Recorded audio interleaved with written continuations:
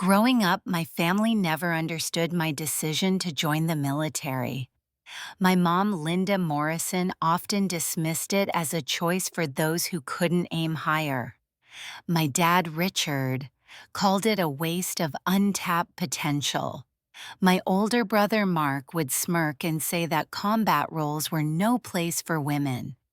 None of them realized that while they were busy belittling my path, I was quietly becoming one of the youngest colonels in the United States Air Force. Tonight, the Morrison family was gathered for our annual dinner at my parents' large suburban home near Arlington, Virginia. The clinking of crystal glasses filled the air as relatives toasted to Mark's latest promotion at Titan Global, where my father holds the position of senior vice president. The dining room echoed with rehearsed laughter and polite applause as Mark confidently recounted his rapid rise through the corporate ladder. He had just been named Junior Vice President of Operations at 30, a point my father proudly raised his glass to celebrate. Meanwhile, I sat quietly pushing my food around my plate, reminded once again of all the times I was told I was ruining the family legacy by choosing military service over corporate success. 10 years of service, countless promotions, and numerous commendations later, I was still viewed as the family disappointment, a failure to thrive in the real world. The conversation at dinner quickly turned to subtle jabs disguised as concern. Aunt Patricia's voice was dripping with false sympathy when she asked, "So Sarah's still playing soldier?" Gaze steadily. "I'm still serving," I said simply, refusing to soften my truth. My mother quickly jumped in, attempting to justify my career as if it needed defending. "Sarah's doing administrative work now. Something with computers, isn't it, dear?" By something with computers, they meant leading the Air Force's most advanced cybersecurity division, overseeing over 300 personnel in highly classified operations. But they didn't have clearance to know that. I'd long ago stopped trying to explain. It was easier to let them think what they wanted. Uncle Robert chimed in with a smirk. "With your education, you could have a real career by now, making serious money like Mark." Mark raised his glass again, grinning smugly. "Hey sis, it's not too late. I could probably get you an entry-level spot in my department. You know, something more suitable for a woman." The table erupted with knowing chuckles, underscoring the dismissive attitude toward my service. I gripped my water glass tightly, thinking about the classified briefing I'd given to the Joint Chiefs of Staff just last week, the presidential commendation sitting proudly on my desk, and the top-secret operation I was scheduled to lead tomorrow, one that would make headlines. Not that I could ever take credit publicly. Yet in this room filled with family, I was still the failure who couldn't cut it in the corporate world. My father sighed heavily. "The military is a respectable fallback, I suppose, fallback option." I almost laughed at their ignorance. Tomorrow was the day everything would change. I knew the Anderson Global Board meeting would be the moment to shift the power dynamic, even if they still underestimated me. My family had no idea that the very company my father proudly worked for had been trying to secure a contract with my division, a contract I would be reviewing first thing in the morning. At the dinner table, my cousin Emma, clearly unaware of military ranks, joked, "I heard they're letting women be officers now. Maybe you could aim for Sergeant Sarah." I bit back the urge to correct her. Let them think whatever they wanted. I had a plan. My mother brightened, trying to change the topic. "Sarah's friend James just started his own tech company. He's single, you know. Maybe it's time you thought about settling down. She meant Major General James Harrison. My direct superior, recently divorced, but definitely not single. I'm focused on my career, I said firmly. My father scoffed.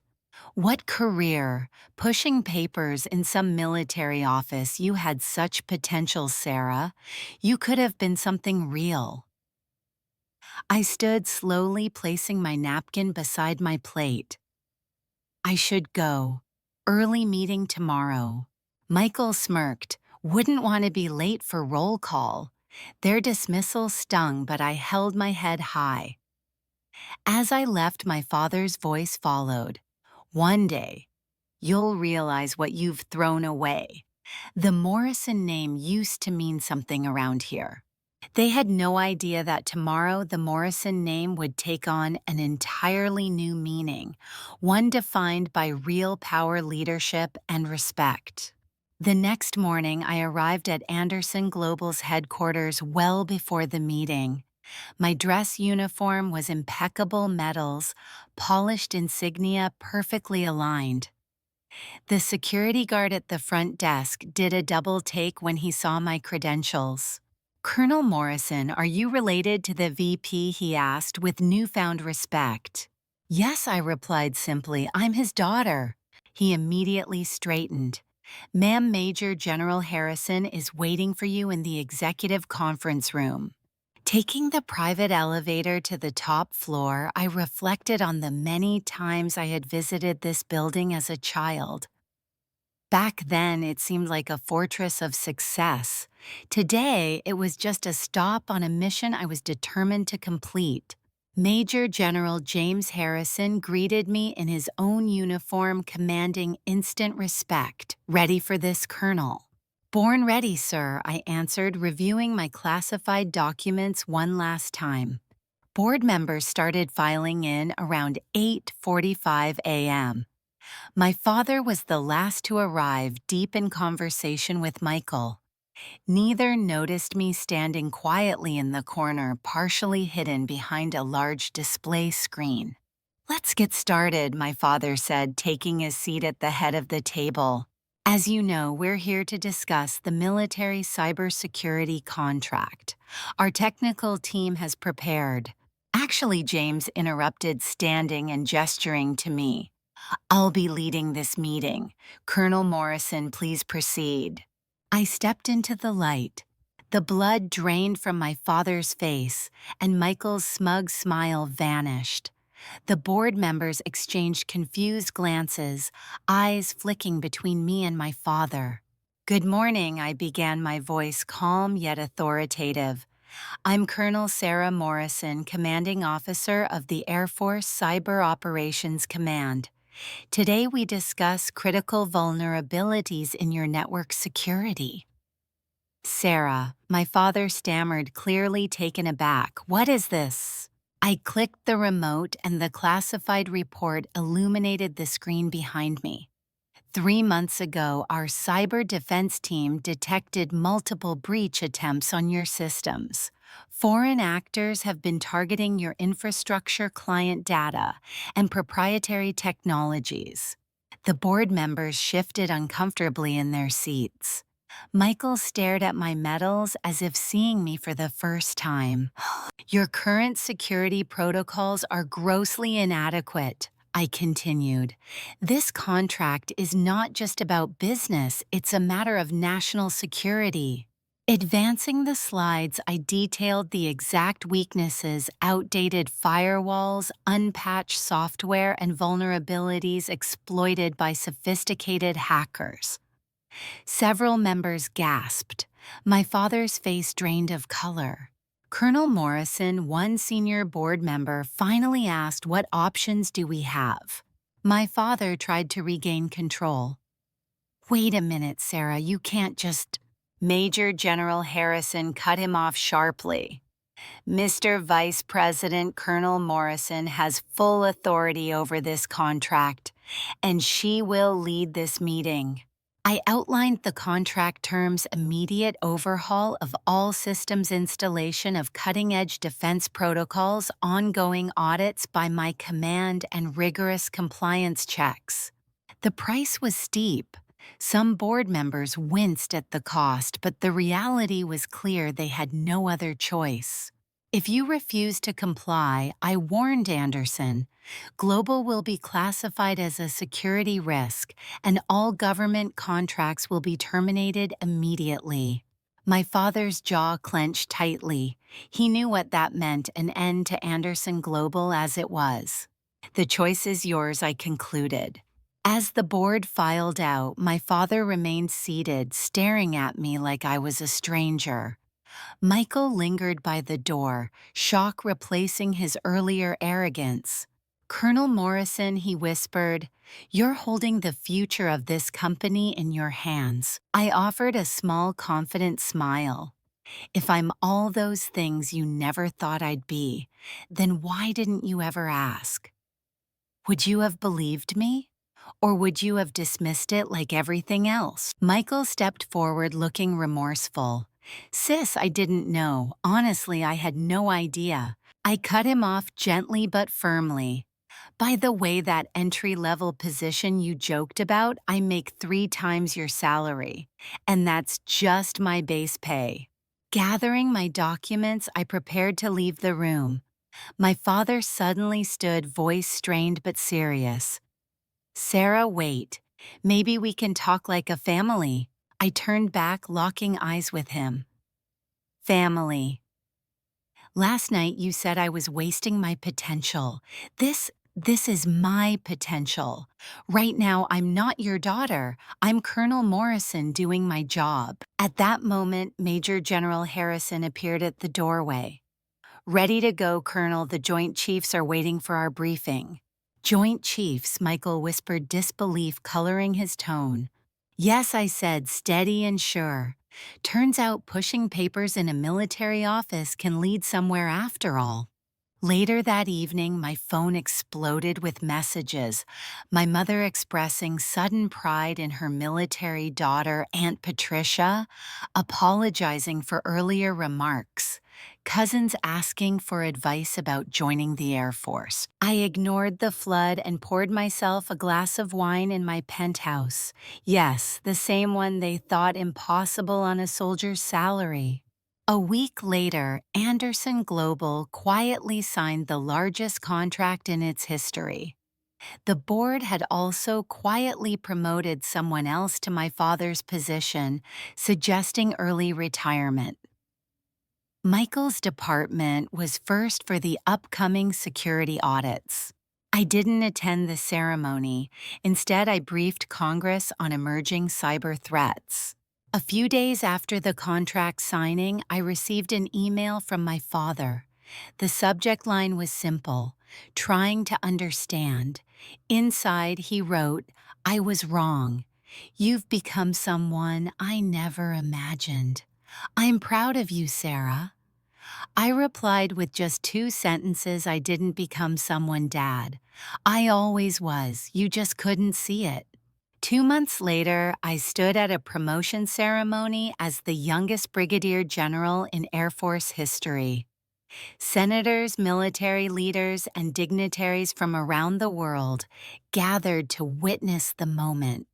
My family sat in the back row watching as the fallback option daughter received her star. My mother cried quietly, overwhelmed by emotion she never showed before.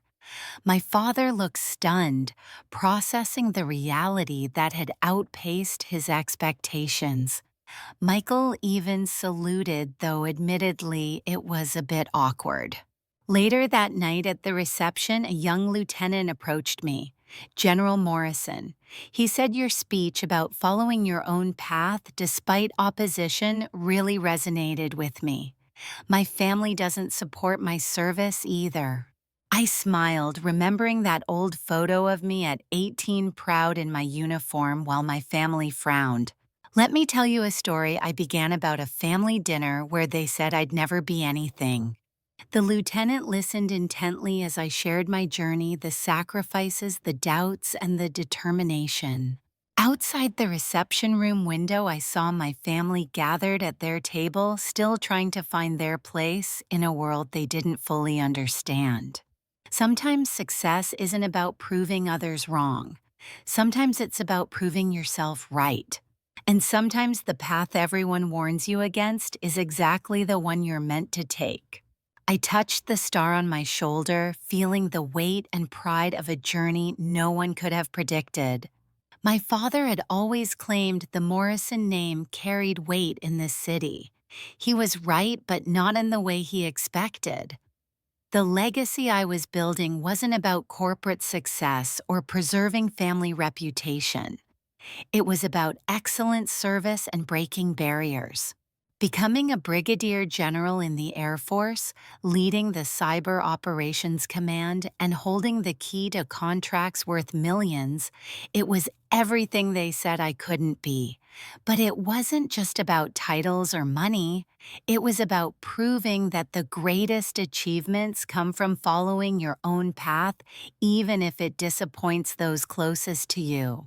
That night, I reflected on all the late nights studying the deployments, the sacrifices, and the countless times I was told I wouldn't make it. I remembered the dinners where I was dismissed as a failure, the dismissive remarks from family members who couldn't see my vision. Now, the Morrison name meant something new.